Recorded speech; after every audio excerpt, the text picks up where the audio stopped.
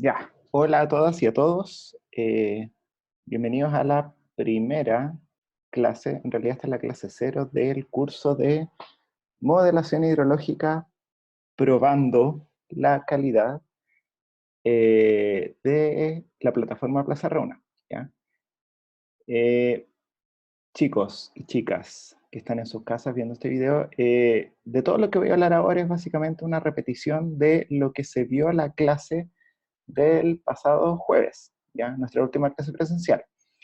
En ese momento yo les había mostrado estas fotos como motivación para la introducción del curso, que son fotos sobre catástrofes, ¿sí? Vemos fotos de distintos eventos extremos que han sucedido a lo largo de Chile en las últimas 3 décadas, ¿ya? Por ejemplo, hay fotos de crecidas del río Mapocho, el 86, río Biobío, río Cautín, ambas crecidas ocurridas durante el julio de 2006 y provocadas por el mismo frente frío que tocó territorio nacional, produjo cuantiosas precipitaciones y provocó imágenes como las que se ven ahí en las fotos y también la crecida del río Teno en el 2008.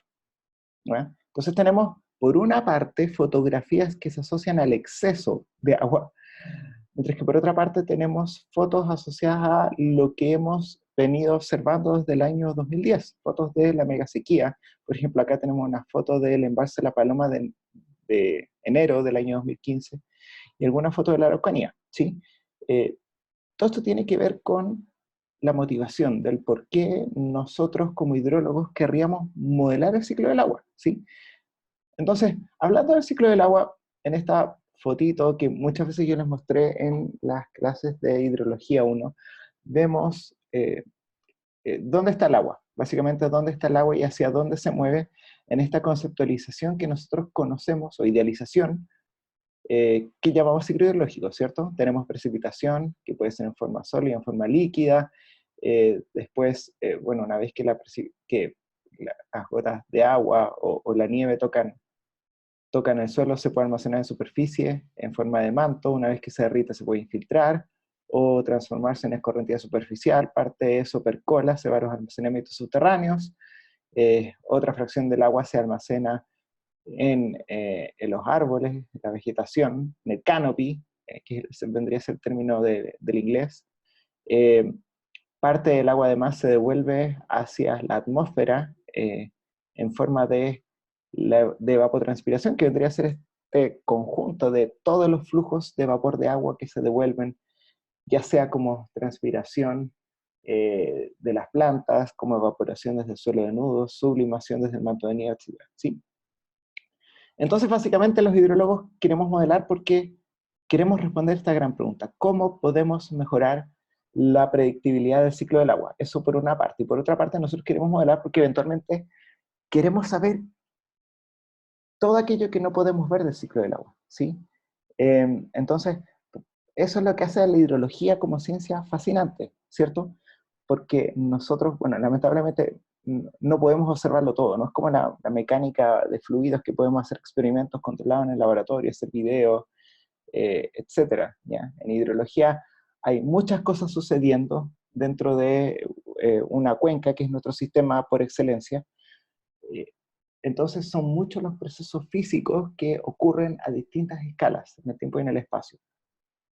Lamentablemente, como les contaba, no podemos verlo todo, ¿sí? Entonces, esa otra motivación por la cual los hidrólogos queremos modelar el ciclo del agua, ¿sí? Entonces, desde el punto de vista de preguntas que nosotros queremos resolver, algunas de ellas están relacionadas con el cambio climático, ¿sí? No sé si recuerdan en las clases de capítulo 2 del curso de Hidrología 1, nosotros hablamos bastante sobre lo que era cambio climático y variabilidad climática. Hablamos de cambio cuando nosotros tenemos una variación significativa, ¿sí? Ya sea en la media o en la desviación estándar de alguna variable de interés, ya sea precipitación, temperatura, ¿sí? Entonces, obviamente, si tenemos episodios de cambio, y lo otro que era importante, el cambio climático se podía ver ya sea por factores naturales o por factores antropogénicos, ¿sí? Entonces, actualmente lo que nos interesa es precisamente qué es lo que pasa con las forzantes antropogénicas, cómo van a impactar el clima a la escala planetaria, pero también a la escala regional y también de escala local, pensando en las cuencas del territorio nacional. ¿Y cómo ese cambio se va a traducir en la hidrología? Entonces hay preguntas básicas que nosotros queremos resolver. Por ejemplo, ¿cómo va a cambiar la partición entre la precipitación que toca la superficie, ¿sí?, y los flujos evapotranspirativos y la escorrentía? O sea, claramente, si tenemos proyecciones de aumento de temperatura, esa partición, en primer lugar, va a cambiar el valor de precipitación media anual que nosotros vamos a observar en climatología futura, pero también va a cambiar cómo es esa partición, ¿ya? Otra pregunta, ¿cómo van a verse afectadas otras componentes del ciclo del agua? Por ejemplo, el almacenamiento en el manto nival, la humedad del suelo, el flujo base, ¿sí? Y también hay preguntas ya más metodológicas, ¿sí?, que tienen que ver con incertidumbre. No sé si recuerdan, nosotros también definimos alguna vez en Hidrología 1 a la incertidumbre como un atributo que tiene la información, ¿sí? Y ese atributo nosotros típicamente lo abordamos desde un punto de vista probabilístico, ¿sí? Entonces, ¿cuál es la incertidumbre asociada a la elección de modelos, ya sean modelos climáticos o hidrológicos? ¿Cuál es la incertidumbre en proyecciones de cambio hidrológico asociada a la elección de parámetros, asociada a la elección de escenarios de cambio climático, etcétera? Por otra parte, hay preguntas relacionadas con pronóstico hidrológico. Chicos y chicas, y acá entramos en el terreno de la semántica, ¿sí? A lo largo de este curso ustedes van a ir asimilando varios conceptos, varias palabras que tienen que ver con semántica de hidrología. Una de ellas es la de pronóstico. Nosotros en hidrología, bueno, en hidrometeorología hablamos de pronóstico cuando queremos saber eh, un valor de una variable de estado o flujo en el futuro, ¿ya? Digamos, no sé, en cuánto va a llover en las próximas 8 horas, qué caudal va a traer un río en un horizonte de 1 a 7 días, ¿sí? Entonces nosotros ponemos cierto límite, cuánto caudal van a traer nuestros ríos en la próxima temporada de hielo, ¿ya? Cuando nosotros hablamos de condiciones hidroclimáticas futuras en un horizonte de décadas o más, entonces hablamos de proyección, ¿sí? Entonces, no confundir lo que es pronóstico, ¿sí?, que es cuando nosotros queremos responder una pregunta sobre alguna variable hidrometeorológica dentro de un horizonte de tiempo específico, versus proyección, que es cuando hablamos de una escala de tiempo de décadas o más, ¿ya? Entonces, en esos casos, en el contexto de cambio climático, vamos a hablar de proyecciones climáticas, proyecciones hidrológicas, ¿ya? Entonces, volviendo al tema del pronóstico hidrológico, hay preguntas claves, por ejemplo, cómo combinar de manera eficiente información hidrológica con información climática y meteorológica para poder mejorar nuestros pronósticos. Otra pregunta clave tiene que ver cómo aumentar los tiempos de adelanto, ¿sí? Por ejemplo, supongamos que yo tengo un sistema de pronóstico de caudales, ¿ya?, para cierta cuenca de Chile central. Y yo ya he demostrado que mi sistema de pronóstico funciona razonablemente bien con unos 3, 4 días de adelanto. O sea, si emito pronóstico hoy, quiere decir que para el jueves yo voy a tener pronósticos de caudal de calidad razonable. La pregunta del millón es, ¿puedo aumentar ese tiempo de adelanto, que son 4 días, desde que emito el pronóstico hasta la fecha que yo digo que va a venir ese caudal? ¿Puedo aumentar ese tiempo de adelanto de 4 días a, por ejemplo, 5, 6, 7, 8 días y obtener un pronóstico con la misma calidad? Imagínense, es un tiempo valioso que yo puedo tomar como administrador de recursos hídricos para la toma de decisiones, valga la redundancia, ¿sí? Entonces, es súper importante el concepto de tiempo de adelanto en pronóstico. Otra pregunta clave, ¿cuál es el valor agregado, ya, de tener métodos más complejos, de utilizar modelos más complejos? ¿Realmente mejora la calidad de pronóstico? ¿Realmente mejora la calidad o realmente disminuye la incertidumbre de proyecciones hidrológicas? Es una pregunta bastante fascinante todo, sobre todo si uno piensa que en realidad el futuro de por sí es incierto, ¿ya? Y pensando en la contingencia actual, o sea, nadie pensaba, yo creo hace un par de semanas, que íbamos a estar en una situación en que no nos podríamos exponer eh, a, eh, a lugares o a eventos masivos, precisamente por lo del coronavirus, ¿sí? Entonces, chicos, eso, el futuro es incierto, ¿ya? Eh, bueno, volviendo a modelación hidrológica propiamente tal. El módulo del jueves, nosotros hablamos también de cuáles son los elementos que componen un modelo hidrológico, ¿sí? Pensando en el personaje que tenemos acá, la diapositiva, bueno, está frente a un computador, me parece muy motivado. En realidad la modelación hidrológica es bastante más fascinante y no se refleja para nada en la cara de este señor.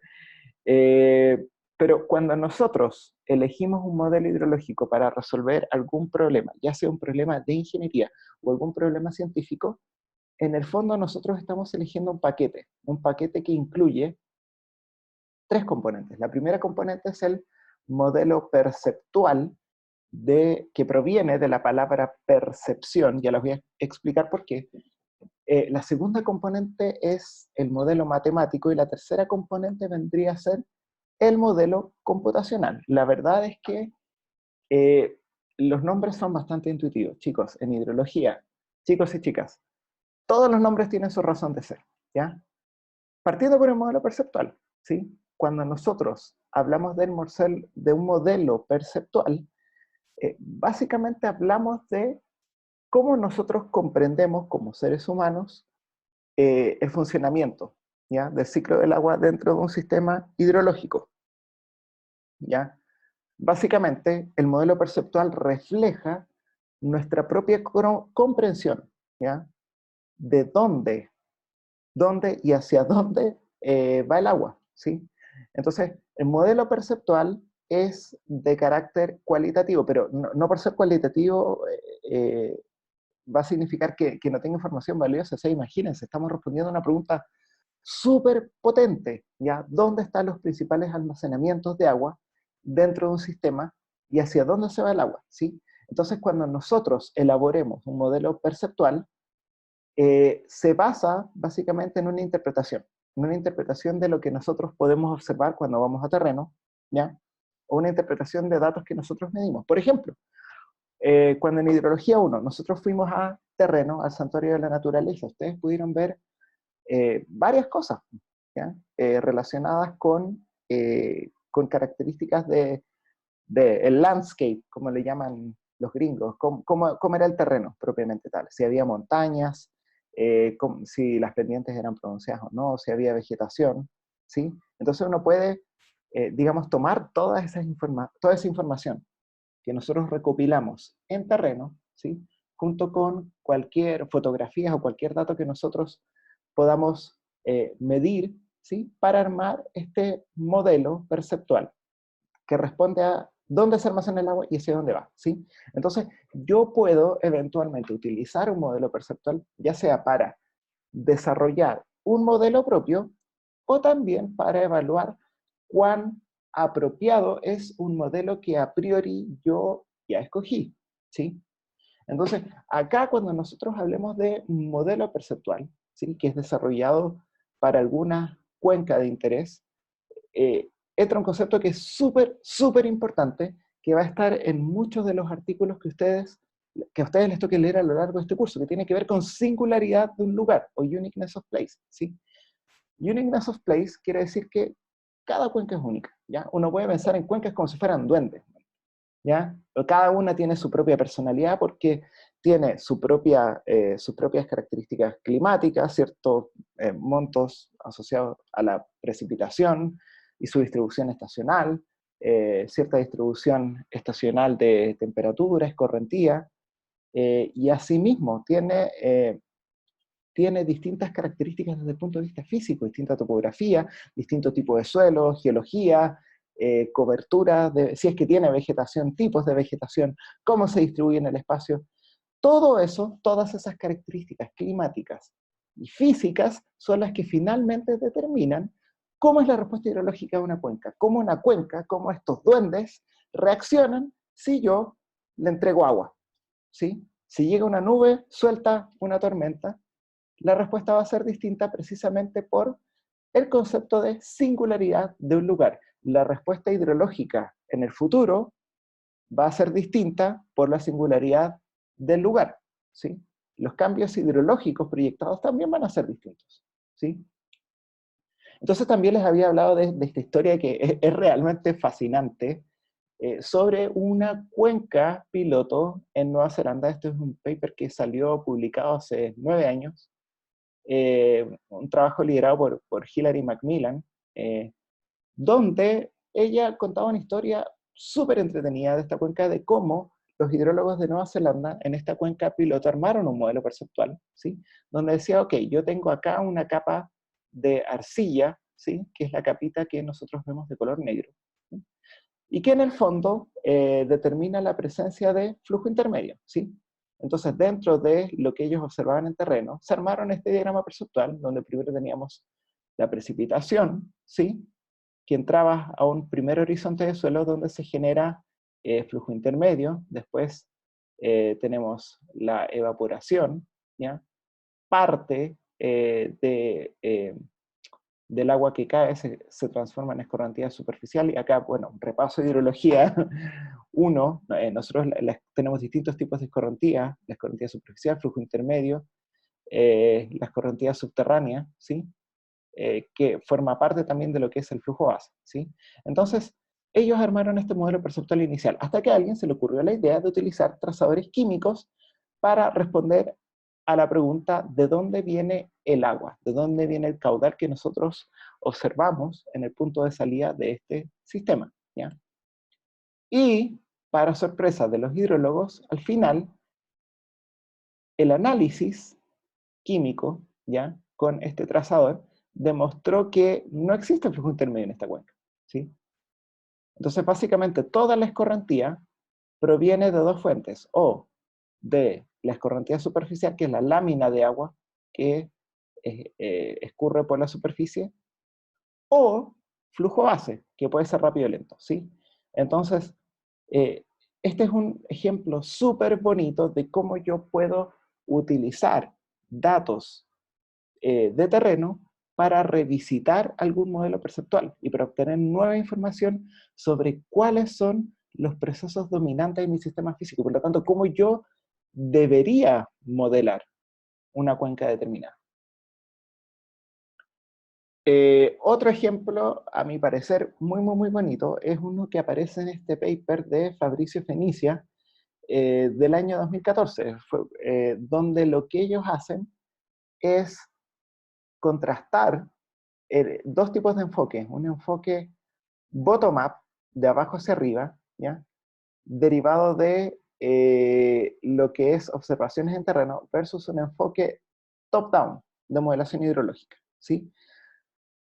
Lo que es enfoque top-down y bottom-up tiene mucho que ver con la lectura del primer paper que ustedes tienen que leer, el paper de Rachowitz y Clark del 2017, del cual se va a tratar el primer control de lectura, ¿sí? Entonces ellos, los autores de este trabajo, querían responder a esta pregunta: ¿cuáles son los procesos dominantes que yo debiese considerar para modelar estas tres cuencas pequeñas de cabecera, ¿ya? Entonces, en base a lo que ellos observaban en terreno, se armaron para cada una de estas cuencas de cabecera un modelito perceptual donde, si se fijan en los distintos diagramas, aparecen distintos procesos dominantes, ¿sí? En algunos hay percolación profunda, hay flujo subterráneo, mientras que en otros no. En otros, por ejemplo, en el caso de la cuenca Schwyz, solamente hay flujo subsuperficial lateral, ¿sí? Entonces van apareciendo distintos tipos de flechitas, ¿ya? Que indican la existencia de distintos procesos que generan finalmente la respuesta hidrológica de una cuenca determinada, ¿sí? Ya, y este ejemplo sí que me fascina porque en el fondo ilustra el primer proyecto semestral que se desarrolló. Bueno, la primera vez que me tocó dictar este curso, el año 2017, ¿sí?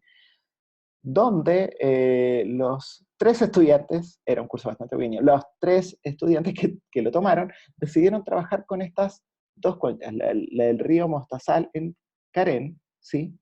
Que se ubica en la región de Coquimbo, y la cuenca del río Maipo en el Manzano, ¿sí? Entonces, lo que los chicos quisieron hacer en esa oportunidad fue probar una metodología de pronóstico de caudales estacionales, ¿ya? Específicamente volúmenes de deshielo que provienen entre octubre y marzo, ¿sí?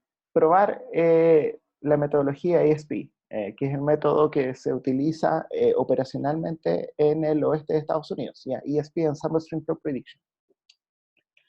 Y estos son los diagramas perceptuales que Eduardo, Tania y María Ignacia desarrollaron para sus cuencas, ¿sí? Entonces, si se fijan, hay algunas diferencias, ¿ya? Que tienen que ver ya sea por razones climáticas o también por las características físicas de los dos sistemas que ellos estaban estudiando. Bueno, ya vimos lo que era el modelo perceptual, eh, que básicamente nosotros plasmamos en un diagrama, en una figura, y que refleja la percepción del ciclo del agua. A través del modelo perceptual, nosotros finalmente tenemos una concepción de dónde se almacena el agua y hacia dónde va. Y ahora viene la siguiente fase, que es darle una representación matemática, ponerle ecuaciones a este embrollo, ¿sí? Entonces, como dice ahí, modelo matemático no es más que una representación matemática del comportamiento hidrológico de nuestras cuencas, ¿ya? Entonces, cuando nosotros hablamos de un modelo matemático, vamos a estar hablando de dos cosas. En primer lugar, vamos a estar hablando de un modelo matemático para la variación espacial del sistema modelado, ¿sí? Esto es en el caso de que nuestro modelo hidrológico sea de carácter distribuido, ¿sí? Porque los modelos en hidrología pueden ser de dos tipos.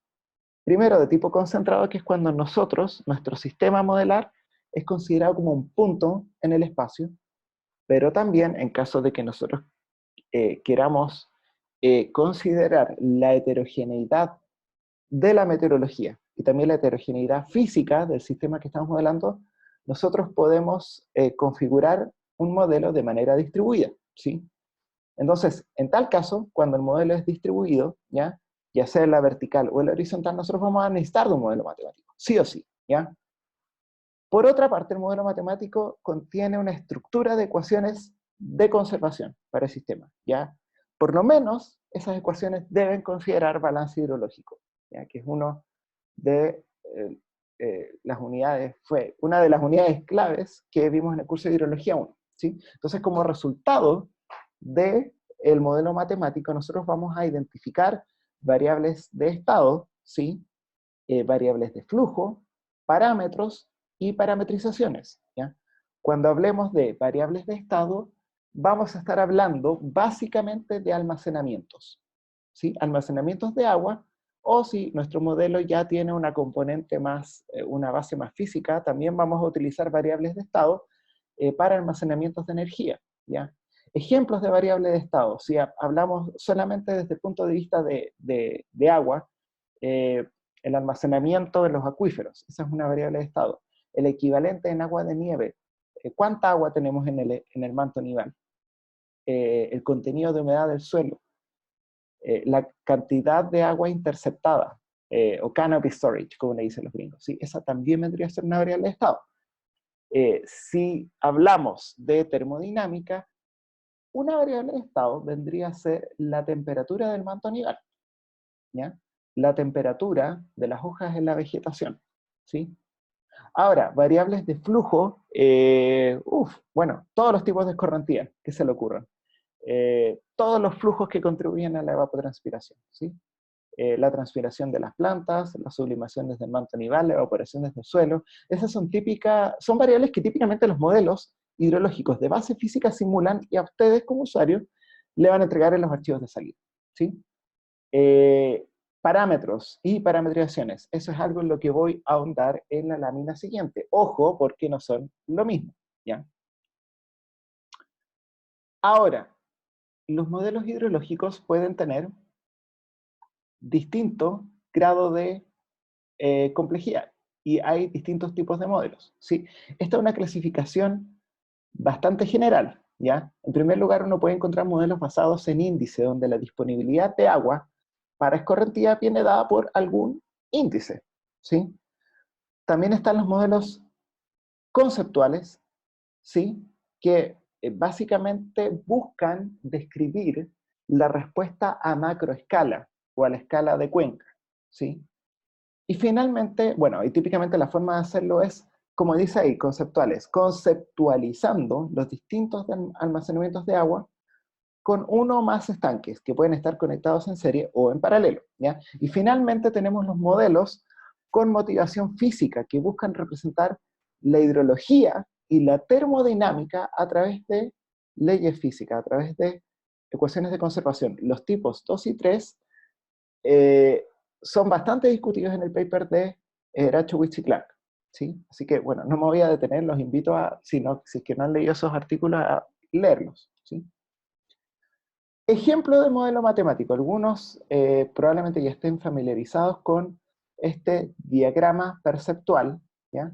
Que corresponde al modelo TopNet. Bueno, TopNet es un modelo que fue desarrollado en Nueva Zelanda y que se encuentra, básicamente es el modelo hidrológico operacional que utilizan los kiwis, ¿sí? ¿Para qué lo utilizan? Bueno, principalmente para lo que es el pronóstico de caudales, y también se utiliza para realizar proyecciones de cambio hidrológico, ¿ya? Entonces, en este diagrama, como ustedes pueden ver, hay letras en mayúscula S sub S, S sub C, S sub R, S sub A, y S sub O, que corresponden a almacenamientos o variables de estado. Y por otra parte, tenemos letras en minúscula que representan a las variables de flujo, ¿ya? Entonces tenemos acá precipitación, que puede caer en forma sólida o líquida, ¿ya? Y esa precipitación sólida aumenta hace que se almacene agua en forma de nieve. El resto de la fracción de precipitación puede caer, por ejemplo, sobre las copas de los árboles, ¿sí?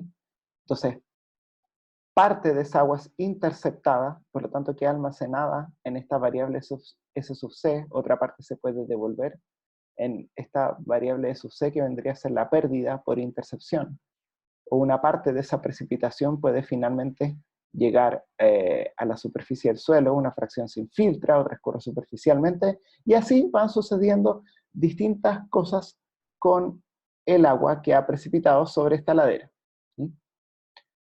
Entonces, una vez que están definidas las variables de estado y los distintos flujos, nosotros podemos plantear la estructura de ecuaciones de este modelo, ¿ya?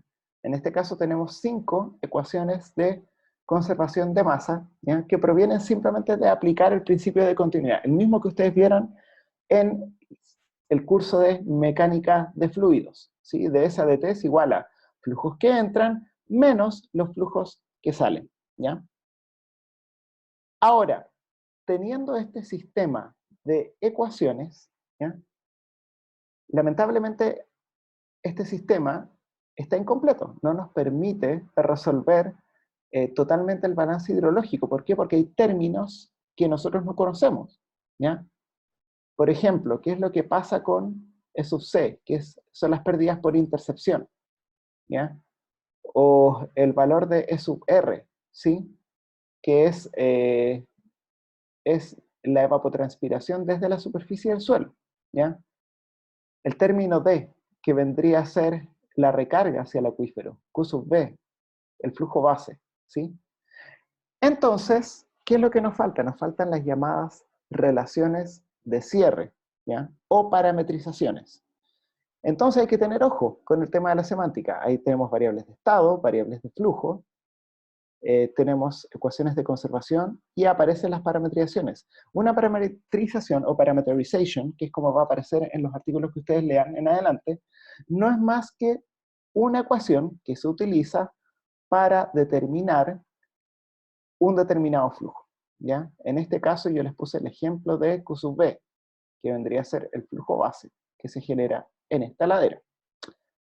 Entonces, si uno mira la ecuación para Q sub B, uno se da cuenta de que, bueno, aparecen una variable de estado, en este caso z, que vendría a ser la profundidad del nivel freático, ¿sí? Que es esta línea azul gruesa que vemos acá. Pero también, si se fijan, aparecen algunos coeficientes, ¿ya? En particular, el coeficiente m y el coeficiente k sub 0, ¿sí? Entonces, esos coeficientes es lo que nosotros en modelación vamos a entender como parámetros, ¿sí? Los parámetros son simplemente esos coeficientes que aparecen en las ecuaciones. Y como se darán cuenta, algunos de esos coeficientes son observables, ¿sí? O medibles. Por ejemplo, este coeficiente de acá, K sub 0, no es más que la conductividad hidráulica saturada en la superficie. Eso es un parámetro, una propiedad, eso es lo que eventualmente nosotros podríamos medir, ¿sí? Y por otra parte, aparecen unos coeficientes libres, ¿ya? Y libre en realidad es una forma elegante de decir, bueno, que a alguien se le ocurrió chantarle un coeficiente a esa ecuación, ¿ya? ¿Para qué? Para posteriormente aplicar perilla, moverlo, ¿sí? Y hacer que nuestro modelo logre reproducir la respuesta observada de la cuenca, ¿ya? En este, bueno, la respuesta por excelencia que nosotros vamos a intentar reproducir es precisamente caudal, ¿ya? Entonces, en resumen, parámetros, coeficientes de la ecuación, algunos observables o medibles y otros libres. Lo que usted nunca debe olvidar es que incluso aquellos coeficientes que son observables o medibles tienen asociado cierto grado de incertidumbre, ¿ya? Toda medición tiene un rango de incertidumbre asociado, ¿ya? Otro ejemplo de parámetro observable que ustedes se pueden encontrar en la literatura, bueno, todo aquello que tenga que ver con la vegetación, ¿ya?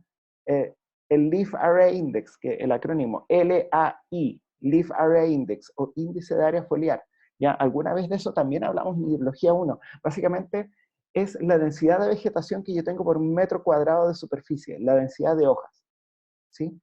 Ese es un parámetro, o muchas veces es considerado como un parámetro dentro de los modelos. ¿Por qué? Porque eventualmente yo puedo medirlo, pero esa medición tiene asociada incertidumbre, ¿sí? Otro ejemplo de modelo matemático tiene que ver con el modelo high mode, ¿sí? Este es un modelo conceptual que busca, conceptual, ¿por qué? Porque busca reproducir el comportamiento a macroescala, ¿ya? Y también porque conceptualiza todos los almacenamientos en un sistema hidrológico en forma de estanques que se van conectando con distintos flujos. Nuevamente yo puedo plantear las distintas ecuaciones de balance para cada una de estas variables de estado. Y finalmente acá están las relaciones de cierre constitutivas, ¿sí? Que me permitan cerrar el balance hidrológico, ¿ya? Y de nuevo aparecen parámetros o coeficientes en las ecuaciones. Bueno, este es otro ejemplo de, bueno, en realidad más que ejemplo de un modelo matemático, este es un bonito ejemplo de lo que vendría a ser un modelo perceptual, ¿sí? Que corresponde a una plataforma de modelación flexible que apareció el año 2015, ¿sí? Esta plataforma, bueno, desarrollada por Martin Clark y llamada por el mismo SUMA, Structure for Unifying Multiple Modeling Alternatives. Este es básicamente el diagrama perceptual del ciclo hidrológico que Martin armó en su cabeza, donde tenemos distintos flujos representados con azul, ¿sí? Flujos de agua, y tenemos distintos flujos de energía denotados con mayúscula y con flechas rojas, ¿sí? Y además tenemos distintos almacenamientos ya sea de energía o de agua, ¿sí? Modelos basados en índice, ¿ya? El nombre es súper intuitivo. Básicamente la escorrentía en este tipo de modelos se genera en base a algún índice, como por ejemplo el índice topográfico, ¿ya? Que está dado por el logaritmo de A dividido por tangente de B. En este caso, A vendría a ser el área aportante por unidad de ancho en una ladera, ¿sí? Entonces tiene asociadas unidades de longitud, ¿ya?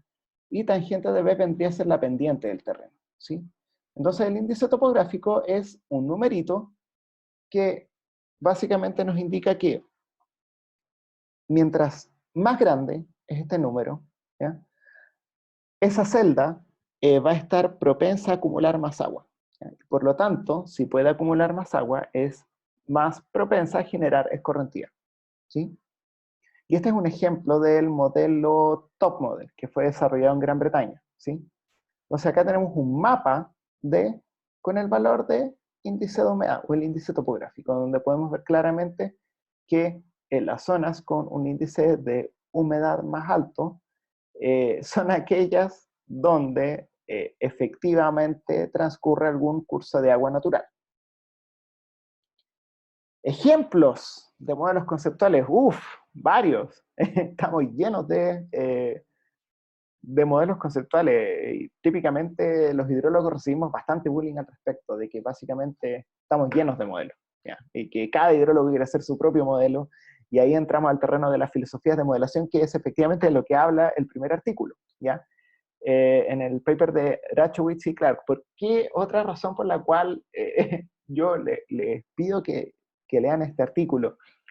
Es porque se habla de filosofías de modelación, chicos, incluso para algo tan, no sé, eh, uno podría pensar, tan matemático, algo tan científico, incluso para cosas como estas hay filosofías detrás, ¿sí? Por ejemplo, hay gente que piensa que eh, cada hidrólogo debería hacer su propio modelo, ¿sí? O sea, de hecho ustedes se van a encontrar por ahí, incluso en el mundo de la consultoría, gente que programa su propio código en MATLAB o en R, lo que sea. Ya, yo soy de la idea que en realidad no queremos más modelos. Debe haber por lo menos 10.000 modelos. Ya, no queremos más modelos.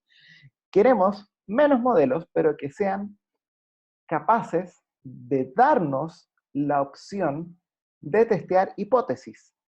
¿A qué me refiero? De a nosotros como usuarios que nos den la opción de decir, ok, este almacenamiento debe ir o no en mi sistema físico, ¿ya? ¿Qué ecuación debo utilizar, por ejemplo, para la generación de flujo base? ¿Sí? Distintas opciones.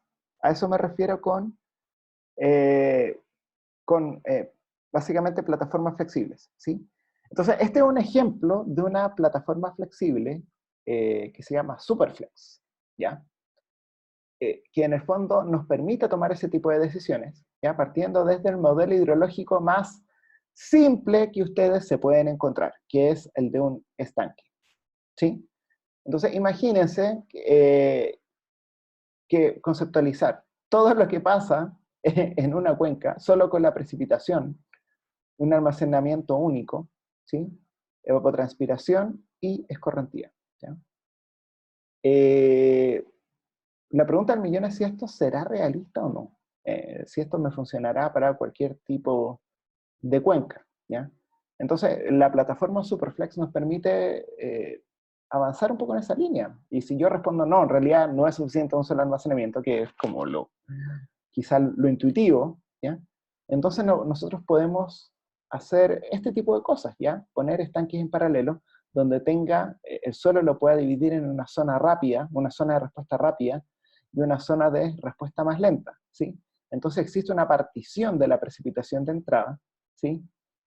Y genera una escorrentía rápida y una escorrentía lenta que finalmente se transforma en la escorrentía total, ¿sí? En todos estos ejemplos, lo que es común a todos estos diagramas es los almacenamientos que están en los estanques en azul, los flujos y los parámetros que están denotados en color rojo, ¿ya? También uno puede, no sé, armar la hipótesis de que la cuenca en realidad funciona como estanques en serie, o como una combinación de estanques en serie y en paralelo, ¿sí? Entonces al final, uno como modelador se puede poner tan creativo como uno quiera eh, para resolver algún problema determinado, ¿ya? Otro ejemplo de modelos conceptuales o plataforma de modelación flexible, y acá antes de seguir avanzando, quiero hacer hincapié que la comunidad en hidrología, por lo menos la comunidad científica, cada vez está advocando más por plataformas de modelos flexibles. quiere decir que yo tengo un código y puedo jugar con ese código, ¿ya? Puedo escoger básicamente qué procesos quiero incluir en mi modelo, qué parametrizaciones quiero yo utilizar para los distintos flujos, ¿ya? Si tengo o no, ojalá tenga la capacidad de mover parámetros, ¿ya? La capacidad de poder jugar, ¿ya? Y dentro de lo que es esa capacidad de jugar, ¿ya? Nosotros podemos pensar en plataformas flexibles como Legos, ¿sí? Como todos aquellos que, bueno, los Legos que nosotros utilizamos cuando niños, y pensar en modelos hidrológicos como si fueran Legos, ¿ya? Donde cada bloque vendría a ser un proceso, ¿sí? Entonces, eventualmente yo puedo descomponer eh, eh, o romper cada uno de estos modelos originales en distintas componentes y después mezclarlos nuevamente, ¿sí? Eso es lo que representa esta plataforma Fuse, que apareció hace 12 años, ¿sí? Eh, entonces, Fuse, el espíritu fue tomar 4 modelos hidrológicos existentes, ¿ya? Y que son ampliamente utilizados, ya sea para resolver problemas de ingeniería, como abordar preguntas científicas, ¿ya? Entonces, esos 4 modelos padres son PRMS, Sacramento, Tom Model, Arnovik. PRMS, por ejemplo, es el modelo que se utiliza en el USGS, el United States Geological Survey. Yo creo que varios de ustedes han escuchado hablar de ella anteriormente, porque cada vez que tiembla, lo primero que uno hace es meterse a la página del USGS para ver dónde fue el sismo y cuál fue la magnitud asociada en escala Richter, ¿ya? También está el modelo Sacramento, que es el modelo que utiliza el National Weather Service para generar pronósticos de caudales operacionales en el oeste de Estados Unidos, ¿sí? El modelo Tom Model, inicialmente desarrollado en Gran Bretaña, y finalmente la componente de suelo, la columna de suelo del modelo VIC, Variable Infiltration Capacity, que es el modelo que nosotros hemos estado utilizando para el desarrollo del balance hídrico de Chile, ¿ya? Entonces lo que hace la plataforma Fuse es tomar estos 4 modelos padres, romperlos en sus distintas componentes para después armar modelos hijos, que son los que aparecen acá. Entonces tenemos distintos modelos Fuse, Fuse 70, Fuse 60, y si se fijan, cada uno de estos modelos proviene de romper estos 4 modelos padres en sus distintas componentes para después combinarlos, ¿sí? Y bueno, eventualmente esta tabla, uno puede armar una tablita como esta que resume qué componentes están y cuáles son ignoradas en el producto final de cada uno de estos modelos Fuse, ¿ya?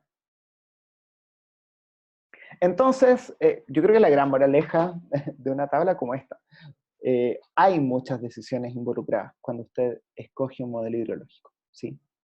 Entonces nunca hay que perder de vista eso, ¿sí? Bueno, finalmente ya dentro de los grandes tipos de modelos vimos los modelos basados en índice, los modelos conceptuales que intentan reproducir el comportamiento a macroescala, típicamente conceptualizan lo que pasa en una cuenca como una serie de distintos estanques que pueden estar ordenados en paralelo o en serie. Y finalmente están los modelos de base física, physically based models o physically motivated models, ¿ya? Son modelos cuya filosofía es que lo sabemos todo.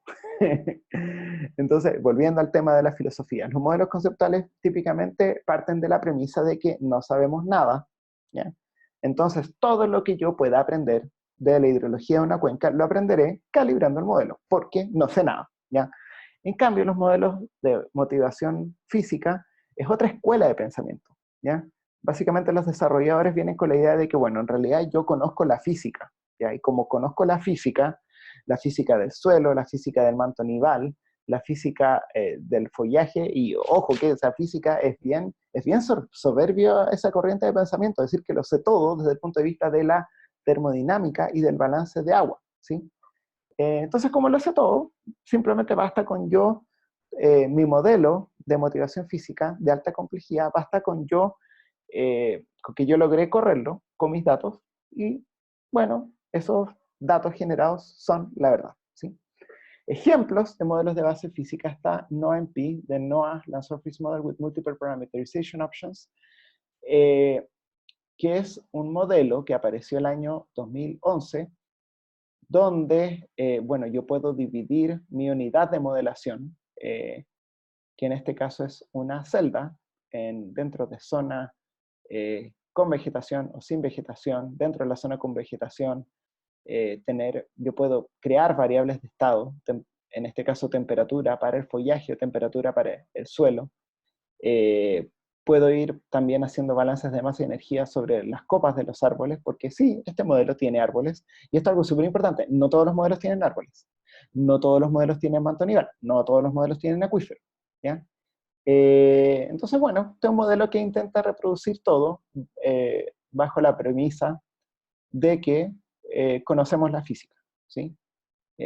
Por ejemplo, el manto de nieve es discretizado en tres capas, la columna de suelo en 4 capas, cuya distribución vertical de humedad es determinada con la solución numérica de la ecuación de Richards, ¿sí? No sé si recuerdan de Hidrología 1, cuando vimos infiltración, ¿ya? La ecuación de Richards es básicamente la ley física que determina el movimiento vertical de agua para la zona no saturada del suelo, ¿ya? Bueno, y también el modelo tiene un acuífero. Otro ejemplo, el Community Land Model, o CLM, que tiene más capas de nieve, en este caso 3, más capas de suelo, 15 capas. En realidad una cuestión ya de loco. La componente de CLM relacionada con la vegetación, si alguna de ustedes se topa con los papers, es impresionante. O sea, básicamente trata de modelar la fotosíntesis de las plantas. Eso para que ustedes se vayan dando cuenta de que dentro del terreno de la modelación hay de todo, ¿ya? Este diagrama lo puse, en realidad no es para que arranquen ni se asusten. Este diagrama ilustra qué es lo que hacen los modelos con motivación física, ¿sí? En estos modelos partimos con la premisa, sabemos toda la física, ¿sí? Entonces, estos modelos lo que hacen es plantear ecuaciones de balance, ¿ya? Balance de masa para almacenamiento de agua en el follaje, en la nieve, en el suelo, en los acuíferos, y balance de energía, en la nieve, en el suelo, en la vegetación, ¿sí? Entonces, volviendo al ejemplo de Suma, que era la plataforma de modelación flexible que les mencionaba anteriormente, modelar cada uno de estos almacenamientos requiere tomar decisiones, ¿ya? Sobre, por ejemplo, cómo es la redistribución horizontal en un acuífero, cómo es la redistribución en la vertical, ¿sí? En el caso de cuando nosotros queremos modelar los flujos de agua en el suelo, ¿ya? Hay decisiones que también tienen que ver con redistribución horizontal-vertical, por cómo modelamos la infiltración, si vamos a utilizar, no sé, la ecuación de Green-Ampt, si vamos a incluir o no algún algoritmo que considere suelo congelado, cómo se va a generar la correntía superficial. O sea, en resumen, hay que tomar distintas decisiones, dado que existen distintas alternativas para modelar flujos, ¿sí? Entonces, una vez que toma uno todas estas decisiones, vamos a la parte de solución de ecuaciones de conservación, de masa y energía, y finalmente esas ecuaciones tienen que ser resueltas, ¿sí? Por eso acá aparece un solver, ¿sí? Y acá viene la parte tricky de todos los modelos hidrológicos. ¿Cómo lo hacemos para poder resolver esas ecuaciones? ¿Ya? Bueno, como ustedes sospecharán, eso no es trivial. No todas las ecuaciones tienen solución analítica. Muchas veces nosotros tenemos como modeladores que recurrir a soluciones numéricas, ¿ya?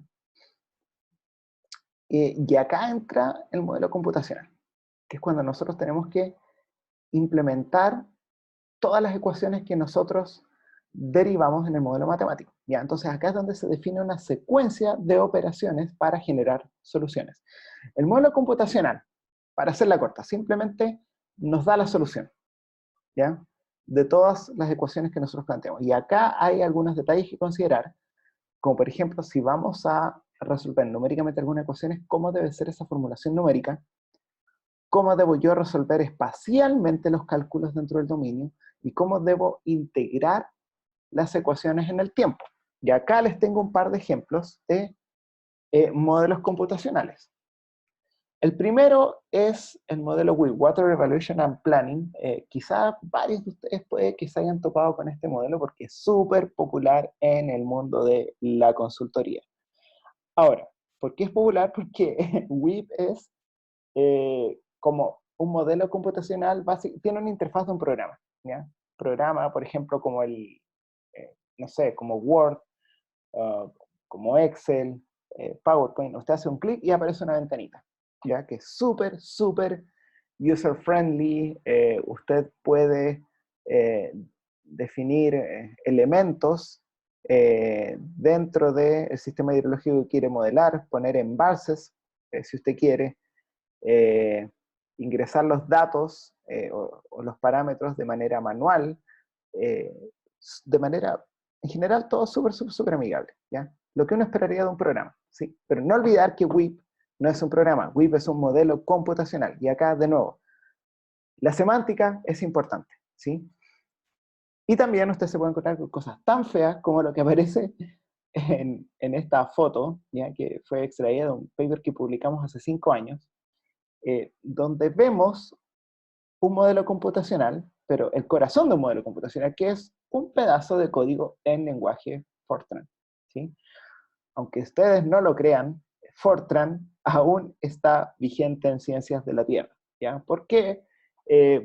Básicamente porque no, es capaz de resolver eh, operaciones matemáticas súper complejas en un tiempo súper corto, que es lo que nosotros buscamos, ¿sí?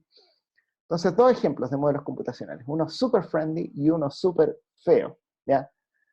Ahora, si ustedes me preguntan a mí cuál prefiero, yo prefiero saber, tener acceso al código fuente, ¿ya? Y saber qué es exactamente lo que está haciendo el modelo, ¿ya? Eso es bien difícil en software comerciales, ¿ya? Donde típicamente lo que uno recibe es el ejecutable, ¿sí? Entonces, si uno quiere hacer algún cambio en el código fuente, no. Yo en realidad alguna vez trabajé con el modelo WIP cuando hice el curso de modelación hidrológica hace unos 12 años quizás. Y no sé cuánto habrá cambiado el modelo WIP, pero yo como usuario del modelo prefiero el pedazo de código. Ustedes podrán juzgar por sí mismos. Eh, Volviendo al tema numérico de los modelos computacionales. Quería mostrarles con un ejemplo bastante simple por qué es tan importante el método de solución numérica, ¿ya? Esto es algo que típicamente, o históricamente, los hidrólogos ignoramos, ¿ya? El tema de la solución numérica. Si a alguien le interesa saber más de este tema, hay un curso de modelación numérica con aplicaciones de ingeniería hidráulica y ambiental que dicta el profesor Yarko Niño. Yo lo tomé cuando fui alumno y en realidad el curso es extraordinario, ¿ya? Porque básicamente es meterse en la Matrix, ¿ya? Si tengo una ecuación de conservación de algo, ¿cómo la resuelvo? ¿Ya? ¿Qué esquema numérico me conviene para asegurar una solución numéricamente estable? ¿Sí? Entonces, en este ejemplo tenemos un modelito conceptual, ¿ya? Donde mi cuenca es una caja, ¿sí? Vamos a volver a las cajitas, no se preocupen chicos. En unas 3 clases, cuando hablemos de incertidumbre, ¿sí? Entonces, en este modelo tenemos 2 flujos, ¿ya? Un flujo de entrada, precipitación y un flujo de salida que es la escorrentía, ¿ya? O sea, esto es mega, hiper simplificado, ¿ya? La estructura de ecuaciones es bastante simple, de esa de T es P menos Q, ¿ya? Y la relación constitutiva o relación de cierre o parametrización, fíjense, 3 términos para exactamente lo mismo, que es la ecuación para el flujo Q es esta de acá, ¿ya? Entonces, este es un ejemplo que apareció en un paper que se publicó en 2011, donde los autores tenían este sistema de ecuaciones, que se resolvía, y este es el pedazo de código de Fortran, ¿ya? Tengo el almacenamiento, tengo el loop sobre los pasos de tiempo, ¿ya? Entonces comienzo en Fortran, el for, no se utiliza for para hacer un loop, se utiliza el comando do, ¿ya?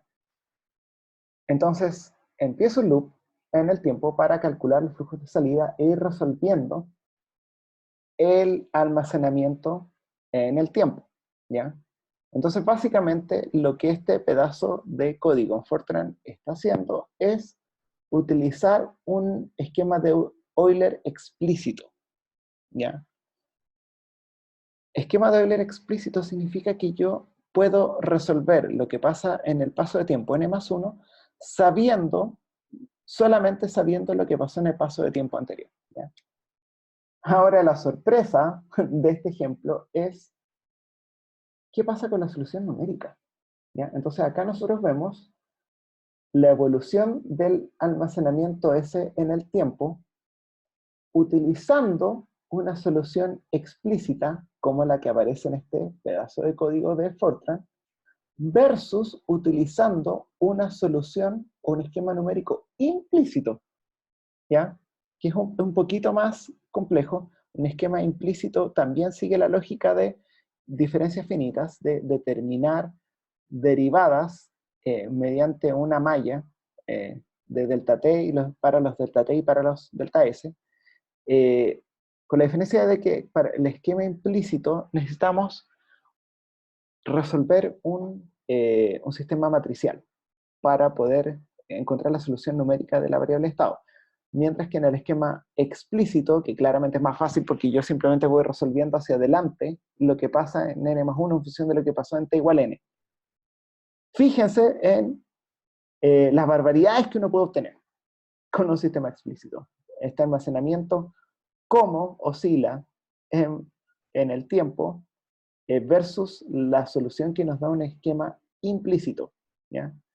Versus la verdadera solución de este sistema de ecuaciones, ¿ya?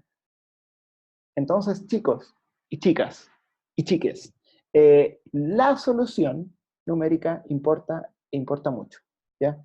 Esto es algo que tiene que sí o sí tomar en cuenta. En este curso en particular no lo vamos a abordar porque está el curso del profesor Yarko Niño, si ustedes desean aprender más sobre este tema. Sí, les voy a subir a cursos material relacionado con este tema para quienes deseen ahondar aún más.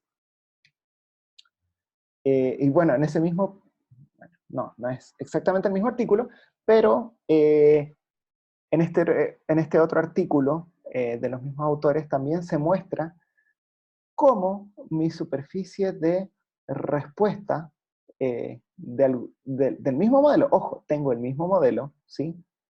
Y tengo dos parámetros, ¿ya? ¿Cómo puede cambiar la superficie de respuesta si yo cambio mi esquema numérico? ¿Sí? En este caso, la superficie de respuesta está descrita como una función objetivo, en este caso el índice de Nash-Sutcliffe, que compara simulaciones y observaciones. El índice de Nash-Sutcliffe es un número que va desde menos infinito hasta 1, donde valores cercanos a 1 indican que existe un acuerdo bastante decente entre lo que son simulaciones y observaciones. Entonces, en todas estas superficies de respuesta, básicamente lo que vemos es en el espacio de parámetros, qué región del espacio de parámetros nos da simulaciones más confiables, ¿sí? Entonces, podemos acá ver que con los esquemas implícitos es más fácil identificar el set de parámetros que nos da índices de Nash-Sutcliffe cercanos a 1. Entonces, para repasar, los elementos de un modelo hidrológico vendrían a ser el modelo perceptual de carácter cualitativo que refleja nuestra comprensión del ciclo del agua para el sistema que nosotros queremos modelar. Después viene el modelo matemático, ¿ya? Que es cuando nosotros definimos las variables de estado, las variables de flujo, la estructura de ecuaciones del modelo, la arquitectura del modelo, ¿ya? Cuántas capas de suelo tenemos, cuántas capas de nieve puede tener nuestro manto, cómo es la conectividad lateral, cómo es la conectividad vertical. Todo ese tipo de cosas se resuelven en el modelo matemático. Y finalmente el modelo computacional, que vendría a ser la implementación numérica o analítica de las ecuaciones. Entonces, una vez definidas estas tres componentes, estamos listos, ¿ya?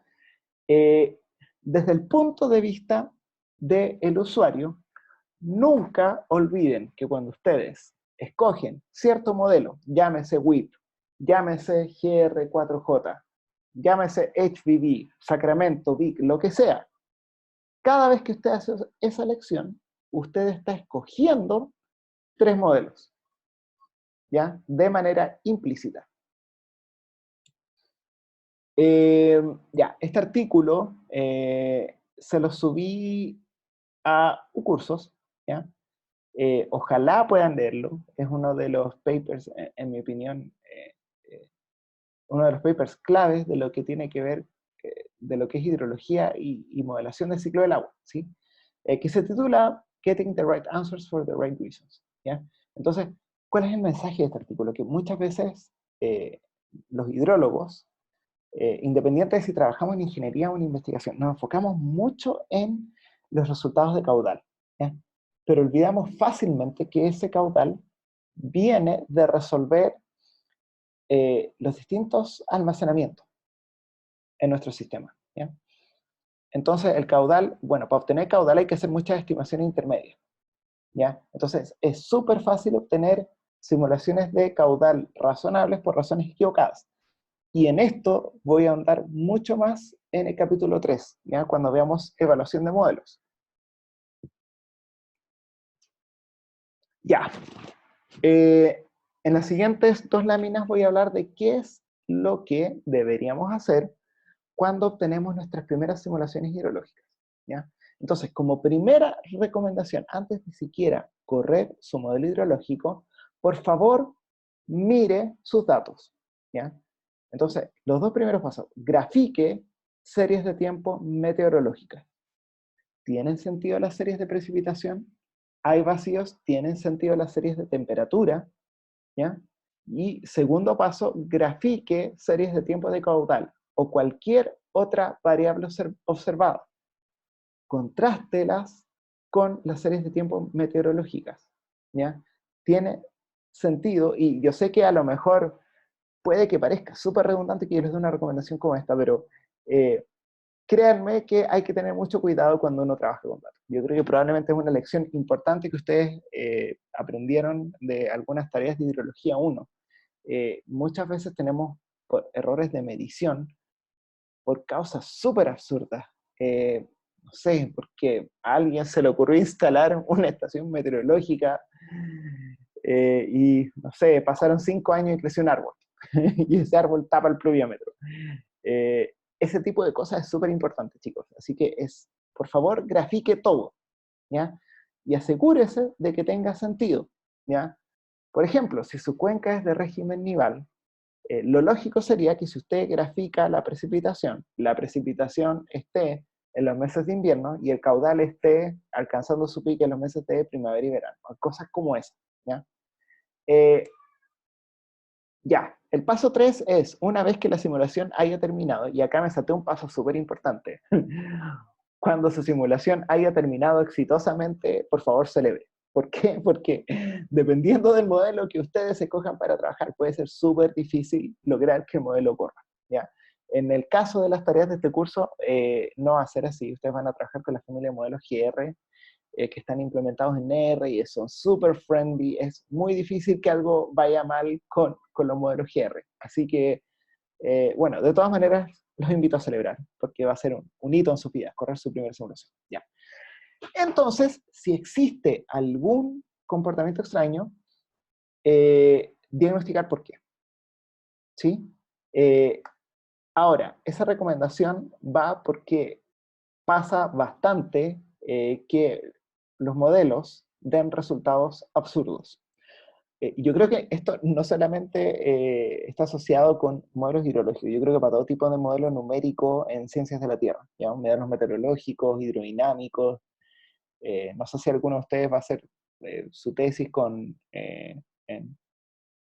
Aldo, con Yarko. Ellos trabajan bastante con modelos numéricos.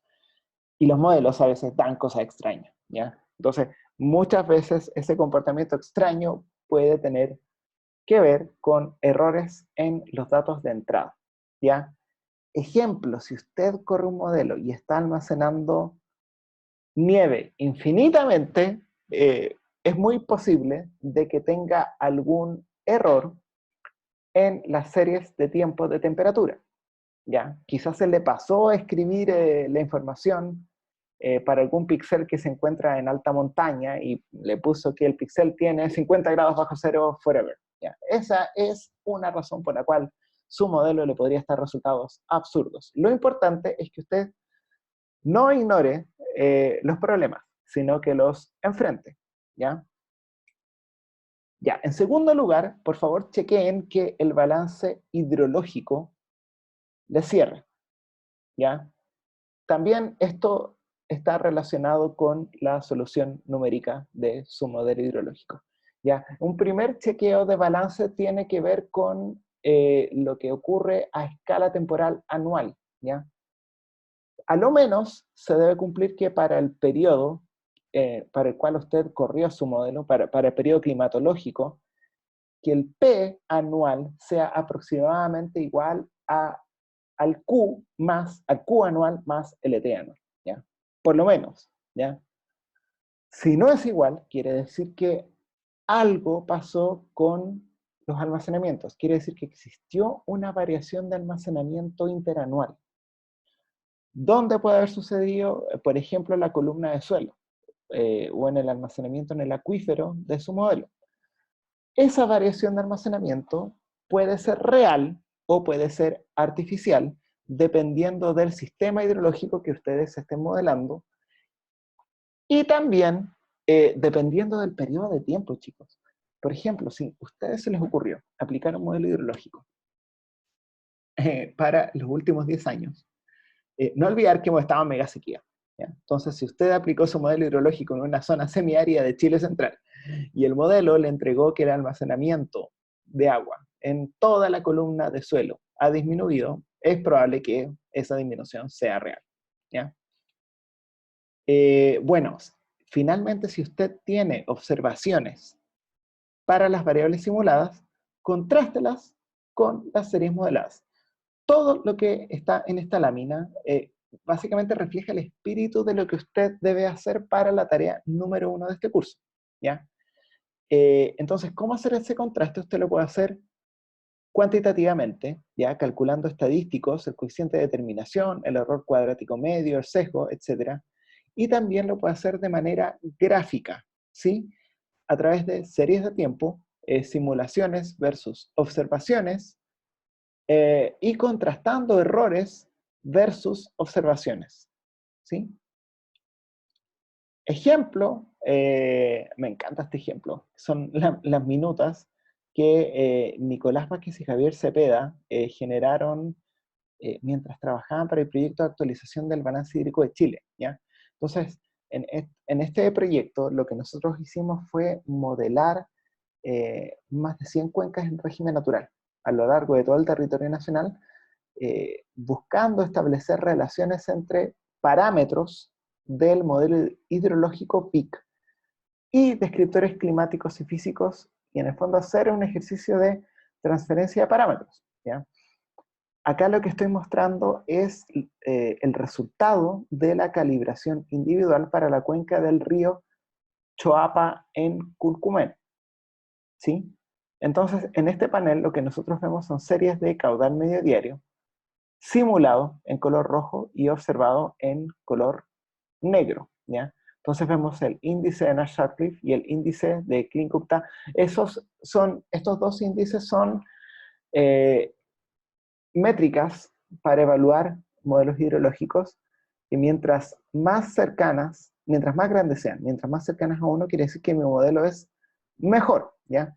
Y en este caso tenemos índices de Nash-Sutcliffe y de Klein-Gupta bastante buenos, ¿ya? O sea, tener índices cercanos a 0,9 o mayores a 0,9 es brutal, si estamos hablando de caudales medios, ¿sí? Entonces, un tipo de contraste es, ok, voy a comparar series de tiempo, y posteriormente uno podría hilar más fino y evaluar los modelos en otros contextos, ¿ya? Por ejemplo, en lo que es las probabilidades, contrastando las curvas de duración de caudales medios diarios, tanto simulados como observados, o también contrastando la estacionalidad de la escorrentía simulada y observada como se ve en esta curva de variación estacional, ¿sí? O también uno podría evaluar la salida del modelo hidrológico desde el punto de vista del balance, que es lo que les mencionaba anteriormente, ¿ya? Por ejemplo, mi modelo es capaz de cerrar el balance hidrológico anual. Entonces, este es un gráfico típico que se utiliza para esos fines, donde nosotros graficamos la precipitación anual como una línea diagonal, ¿ya? Donde la intersección entre esta línea diagonal con el eje X representa un sistema donde todo lo que precipita escurre, mientras que la intersección de la diagonal con el eje Y representa un sistema donde todo lo que escurre evapotranspira, ¿sí? Y si nuestro modelo nos está entregando una partición de precipitación anual perfecta, donde P es exactamente igual a Q anual más ET anual, el puntito de la simulación va a caer justo sobre la línea diagonal. En este caso, cae por debajo. Eso significa que hubo un leve aumento en lo que es la cantidad de agua almacenada dentro de nuestra cuenca, ¿sí? Pero digamos que esto es un resultado bastante razonable. Entonces, si yo obtengo que mi modelo me da un puntito desviado de esta diagonal, lo que yo les recomiendo a ustedes es graficar los almacenamientos, la serie de tiempo, ver qué pasó, ¿ya? Cómo es lo que se ilustra en esta figura de acá, ¿ya? Donde tenemos el almacenamiento de agua en la columna de suelo de más abajo, la columna de suelo inferior del modelo PIC, ¿ya? Donde podemos ver cómo fluctúan esos almacenamientos en el tiempo, ¿ya? Nosotros también, si tenemos información, bueno, si nuestra cuenca tiene una componente nival, nosotros podemos, por ejemplo, contrastar la cubierta de área, fractional snow covered area, la fracción de área cubierta por nieve con aquella obtenida de productos satelitales MODIS, ¿ya? Entonces, en el fondo, mensaje, grafique todo lo que pueda, ¿sí? Ya, y finalmente, tengo algunas láminas para ilustrar ejemplos de aplicaciones. Hemos estado hablando todo el rato de modelos, a grandes rasgos de qué tipos de modelos existen, de cuáles son las componentes de un modelo, pero en realidad hemos hablado súper poco de para qué me sirven los modelos, ¿sí? Entonces, acá tengo un primer ejemplo de una aplicación correspondiente bueno, que eventualmente derivó en una publicación en un journal en Water Resources Research del 2012, donde a nosotros nos interesaba hacer pronósticos de caudales de crecida, ¿ya? Esto en la cuenca del río Cautín en Cajón, y esta es una foto del río Cautín pasando por Temuco, y la foto corresponde al evento de crecida del 11 de julio del 2006. Bueno, no estoy muy seguro de la fecha, no sé si es el 11 o el 12 de julio. La foto claramente refleja lo que estaba sucediendo, producto de un sistema frontal que pegó en toda la zona sur del país, específicamente con mucha fuerza en las regiones octava y novena, ¿sí?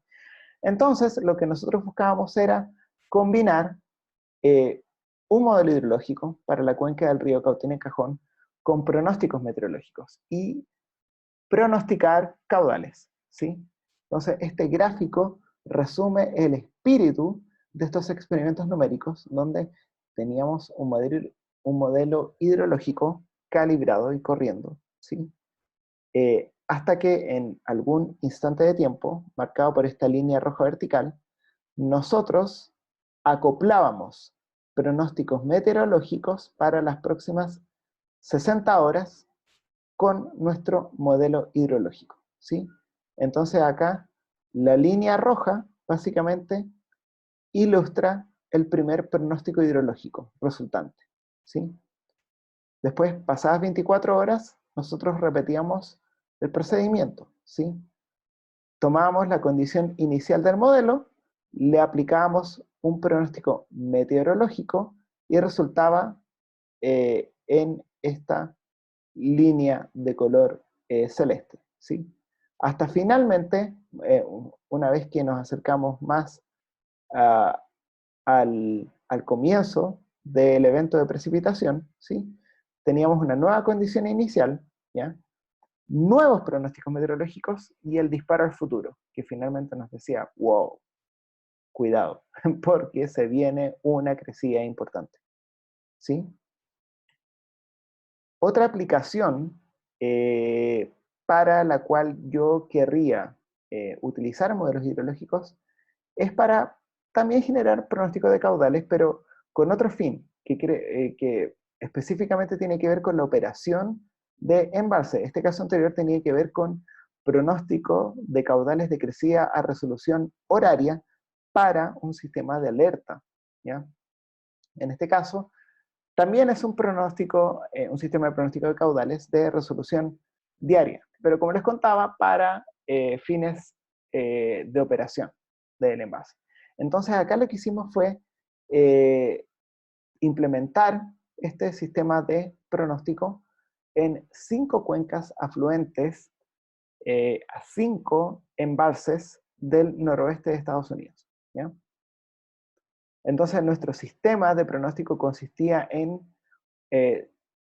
bueno, en cada una de estas cuencas un modelo hidrológico previamente calibrado que nosotros manteníamos corriendo, ¿sí? En lo que se llama el periodo de spin-up, previo a la generación de pronóstico, ¿ya? Y en este periodo lo que nosotros hacíamos era correr un conjunto de simulaciones, no una simulación. Corríamos 100 simulaciones distintas, ¿ya? Provenientes de un producto meteorológico probabilístico, o tipo ensemble, ¿sí? Que en vez de darnos un trazo de meteorología nos daba 100 trazos, ¿ya? Entonces la gracia de tener más de un trazo es que eventualmente nosotros podemos tener una representación probabilística de lo que ocurre en cada instante de tiempo, ¿sí? Entonces, lo que nosotros hacíamos en este sistema era tomar las condiciones como condiciones hidrológicas iniciales, aquellas que fueran más cercanas a la última observación, ¿ya? Y a partir de esas tres, en esta idealización, a partir de esas 3 condiciones hidrológicas iniciales, acoplarlas con pronósticos meteorológicos y disparar hacia el futuro. Disparar para obtener un conjunto de pronósticos hidrológicos en un horizonte de 7 días, ¿ya? Y finalmente postear estos tallarines, porque al final cuando uno trabaja con ensembles, uno puede generar estos gráficos que tienen distintas trayectorias y bueno, no son más que espaguetis o tallarines, ¿ya? Proyectar hacia el futuro, ¿qué es lo que va a pasar en términos de caudal? ¿Cuánta agua, cuál va a ser el caudal afluente a un determinado embalse? Y eso por los próximos 7 días, como aparece en esta figura. Y el proyecto era súper bonito, porque nosotros tuvimos esta plataforma operacional andando por bastante tiempo, entonces podíamos hacer clic en cada una de estas cuenquitas y generar gráficos como este, donde no solamente nosotros podíamos ver los pronósticos, sino que también podíamos ver pronósticos pasados y también podíamos ver la calibración del modelo, cómo lo hacía mi modelo en el periodo histórico, ¿ya? Entonces, esto es súper importante. Si a ustedes alguna vez trabajan en cualquier tipo de pronóstico y crean alguna plataforma online para los usuarios, por favor, no solamente postee el pronóstico, ¿ya? También es de relevancia para el usuario saber cómo lo hace cómo lo hace su modelo en el pasado, ¿sí? Dar información de qué esperar, eso al usuario le da contexto de qué esperar de su pronóstico, ¿ya? Ejemplo 3, cómo la elección de modelos y parámetros afecta proyecciones de escorrentía y evapotranspiración. Esta es una pregunta que nosotros buscamos resolver hace algunos años en cuencas nivales de cabecera del río Colorado en Estados Unidos, ¿ya? Entonces acá en este diagrama lo que nosotros estamos viendo son proyecciones de cambio hidrológico proyectada para 3 cuencas distintas que aparecen acá en distinto color por 4 modelos hidrológicos distintos, ¿sí? Y estas proyecciones están en el eje X como cambio de escorrentía anual complementado con cambios en la evapotranspiración anual. Entonces, si nos fijamos en los distintos símbolos para un mismo color, por ejemplo, para la cuenca del río Ánimas, ¿sí?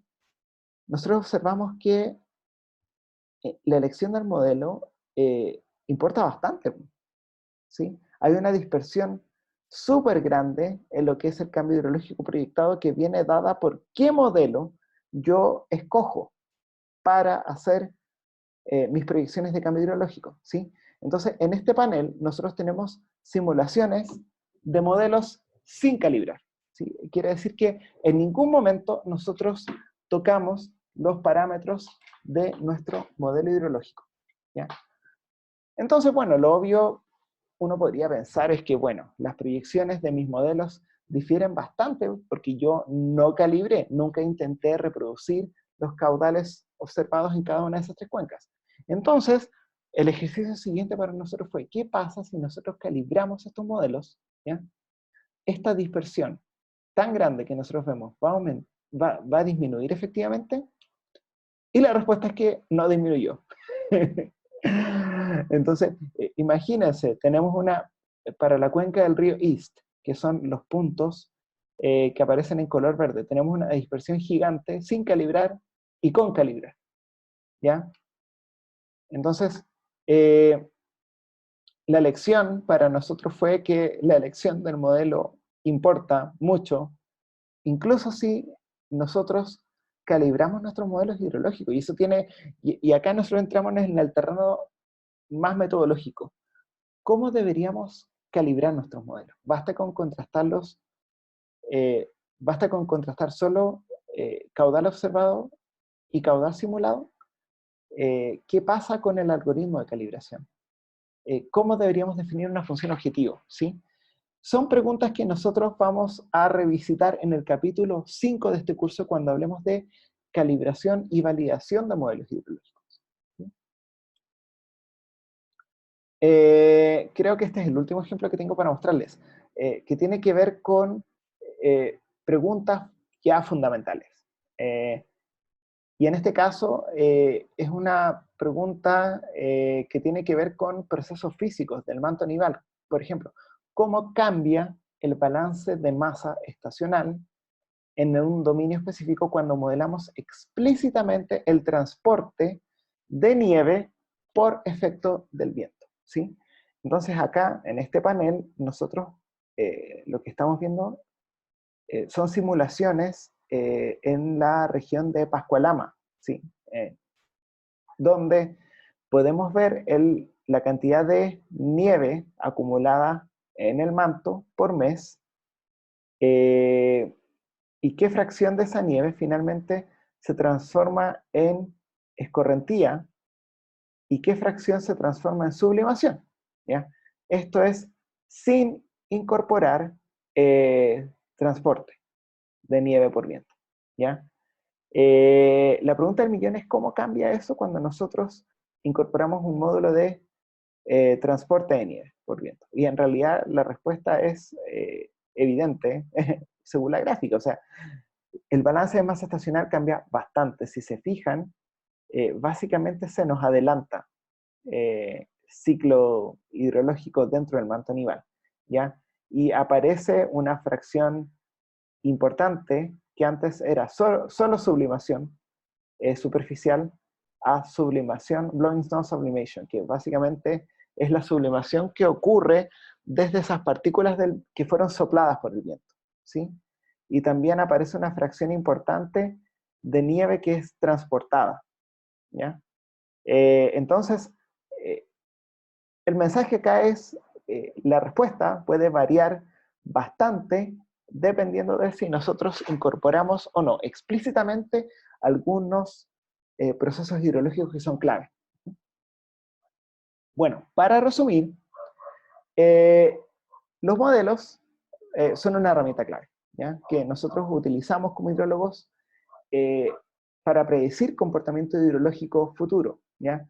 Pero no olvidar que no solamente nosotros utilizamos los modelos para predecir, nosotros también lo utilizamos para poder extraer información sobre cosas que suceden en sistemas hidrológicos y que no podemos observar, ¿ya?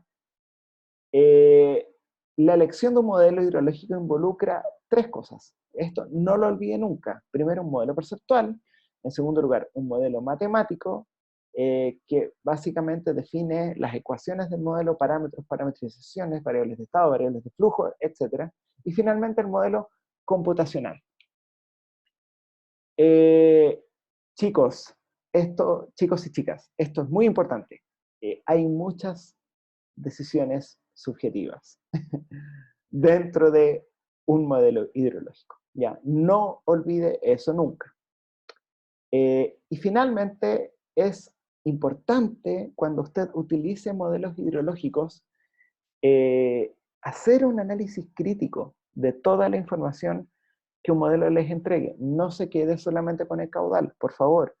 Grafique y analice todo lo que pueda y lo más que pueda, ¿ya? Y bueno, eso sería todo por esta sesión piloto del curso de modelación hidrológica. Espero que, por favor, estén sanos y salvos en sus hogares. Por favor, eviten las aglomeraciones. Eviten, por favor, eviten a toda costa exponerse, ¿ya? A contagio de coronavirus. Cuídense mucho. Ojalá nos podamos ver en formato tridimensional dentro de este semestre. Y eso sería por todo. Que estén bien, cuídense.